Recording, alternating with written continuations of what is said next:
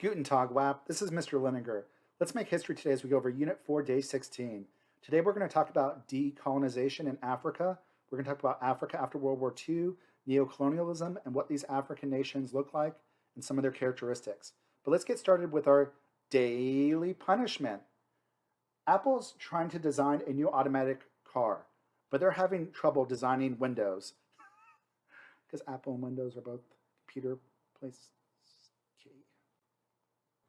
Your key terms for today are the global north and south, neo-colonialism, the Bandung Conference, Kumi and Kruma, Kenyatta, Zaire, Nelson Mandela, apartheid, the African National Congress, the Rainbow Nation, and the Truth and Reconciliation Commission. We're going to go over neo-colonialism and its results, and Africa after World War II. So let's talk about the global north and south. And there's a little map here to help you out. The global north and south is a term that geographers and historians use to divide the world between countries in the north part of the world and countries in the south part of the world. It's a little bit weird when you see that Australia and Canada, Australia and New Zealand are considered part of the global north, but I'll explain why that is. It's a socio-economic and political divide. The north is made up of countries like America, Canada, Europe, Israel, Japan, Singapore, Taiwan, New Zealand, Australia. The global south, Africa, Latin America, developing Asia, and the Middle East.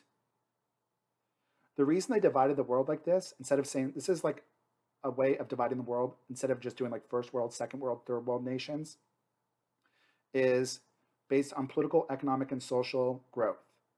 The global north has most of the power. 4 of the 5 seats in the UN security, which those are the 5 countries that can veto stuff in the United Nations, are held by global northern nations, except for China. Almost all the global northern countries are first world or second world nations. The global north has 1/4 of the world's population, but they control 80% of the income and 90% of manufactured industries. So they are very powerful politically and economically. And we will talk about like the divide between the global north and the south after World War II, how the global south is still trying to catch up. And we're going to talk about Africa. In Africa, they were caught in the conflict between America and the Soviet Union. Nationalist leaders in Africa are going to have few choices but to accept capital from either America or communist Russia. This is called neo-colonialism. Even though these countries are going to become independent, a lot of these countries become independent in 1960, the year of Africa. They're still reliant upon like America or Russia for economic aid. They're still exporting raw resources. A lot of these countries turn to dictatorships and they're corrupt. So like it's still very much a proto-colonial government. They still are dependent economically upon America or Russia, their economic dependency. African and Asian nations after World War II have fared very poorly economically in the global market. The neo-colonial economy is going to be producing raw resources. The world economy is dominated by industrial nations, the global north. There have been some countries in Africa and Asia that have tried to find an alternative path. These countries have often worked with the People's Republic of China, Communist China, which actually kind of broke off from Russia and remained neutral during the Cold War. They've tried to do a neutral path. In the Bandung Conference in 1959 and 1955, these unaligned nations were started by India, Egypt, Yugoslavia, other countries like Albania, Pakistan later on. They're going to try to remain neutral during the Cold War. This is called the non-alignment. They're not going to be aligned during the Cold War. The middle path, it happens in the Bandung Conference. It's going to upset America a lot. You know, in the American idea, if you're not with us, you're a communist nation. But some countries will try to remain neutral during the Cold War.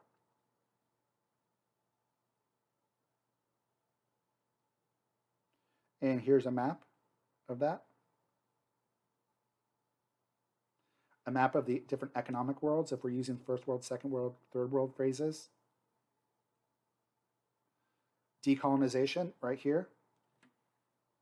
Let's talk about the political history of Africa after World War II. Let's start by talking about Ghana.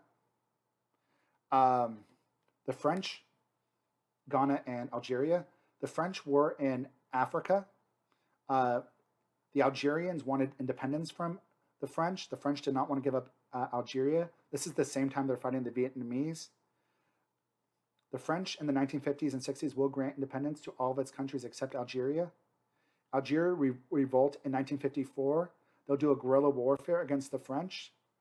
And the Algerians, 8,000 Algerian Muslims will die. This war will last from 1954 to 1962. 8,000 died in 1954. The Algerian nationalists will launch a guerrilla warfare against the French rule. This will eventually cause a toppling of the French government.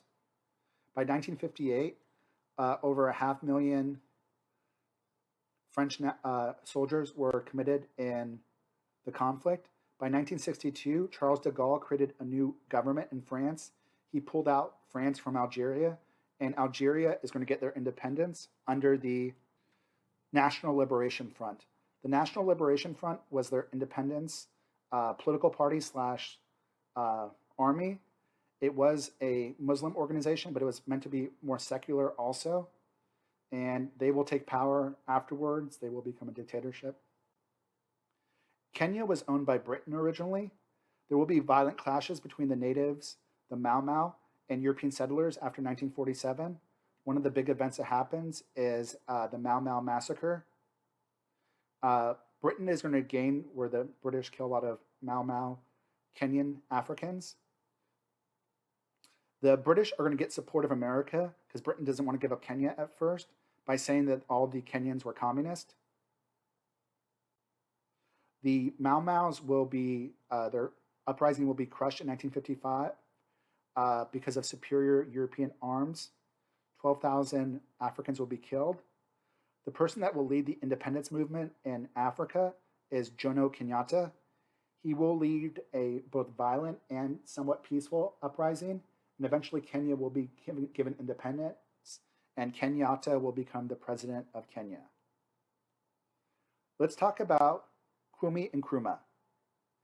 He's going to get independence in Ghana in 1956. This originally was called the Gold Coast, but he'll change the country back to its original historical name of Ghana. He was the leader of Ghana's independence movement. Ghana really becomes the first independent country in Africa. And Nkrumah's career is going to typify the career of a lot of African leaders. He started off as a democratic reformer, a nationalist who promised democracy in Africa and economic reform. Over time, more people will protest against him, and he'll become more of authoritarian. He'll turn his country into a one-power state, and eventually he'll be overthrown. After independence, he realized he couldn't deliver on all of his promises. As a leftist, America and Western nations disliked him. He also faced dissent from rival ethnic groups that wanted Ghana to break up into little ethnic countries. Ghana got their major money from cocoa, which it exported. Its value is going to fail, so Ghana's going to lose more and more money. As his programs fail, he's going to become increasingly dictatorial. He'll seek mass support by references to African forms of culture, pan-nationalism. He'll tinker with socialism. He'll attempt to form a cult of personality by himself. He'll try to make himself an object of veneration in Ghana. In 1966, he leaves a mission to meet with other foreign leaders.